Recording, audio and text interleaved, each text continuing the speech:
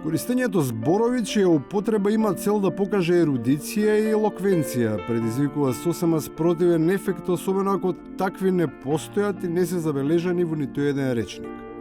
За некој што се смета за битен, воопшто и нема потреба да се користи странска фраза, туку елегантно да се каже дека е важен.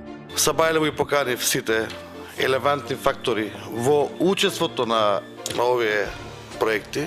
Релевантно е да се нудат проекти, ама нивното значење ја губи релевантноста, кога оние фактори кои што ги образлагаат, а 3 децении се на вртелешката на власта, со користење на неадекватни акценти за моментумот не баре живеат во државата од која потекнува цитатот, инсистираат на тоа дека тие сториле се што требало, а сега граѓаните биле наред да возвратат.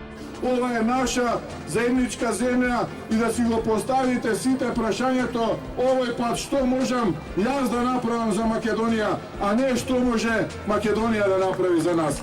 Не треба само да гледаме што партијата или државата ќе направи за нас, туку што ние можеме да направиме за нашата партија и за нашата држава во наредниот период. Тоа е македонизмот што ние сакаме да го вратиме.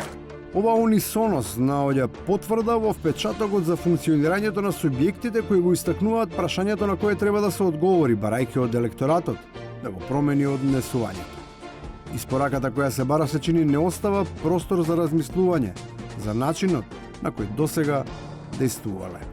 Тие се однесуваат спрема државата како две групации што во одредени 4 години кој ќе го купе петело. Ни в Македонија има петел. Сепак не било така. Се кубат и постои разногласија, ама само за тоа кој да биде поблиску до златната кокошка. Сите би сакале до неа, ама сами. Па летаат пердови ако треба да се дели асталот на кој се очекува да се мрси. Не фати и нас вирусот од нашата држава, ти го каниш на свадба, он вика со кој ќе седам на маста. Човек, идиш на свадба или не идиш на свадба? Така да ВМРО ДПМН не прифана да стоја на пресконференција заедно со Социјалдемократскиот сојуз. Истото веројатно би се случило и од другата страна, оти се работи за лице и опачина на една иста монета која служи само за подкусурување. Ово подготовката на оброкот за народот се менува само листот и начинот на кој се витка, ама зајрето си останува исто. Дојдовме на буџет што се вика растурена сарма. И што направивме? Ја собравме таа растурена сарма и почна да функционира. За тоа како навистина проработи, сведочи системската аномија која е предизвик дури за чуварот на оставштината на паркобраните. Тој се понуди да биде првата жртва на скопската зима. Факел број 2, кој ќе гори за да ја стопира градежната инвазија, подпомогната од домашните обвинителски колаборационисти.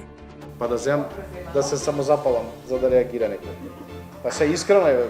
И на крајот, искрено или не, секој сака да му остане делото додека е жив и да си фати адекватно место, барем во предворието на рајот.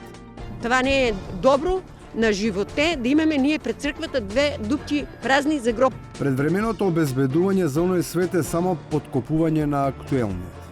Или инвестиција во иднината, ако веќе така се гледа на ветениот живот.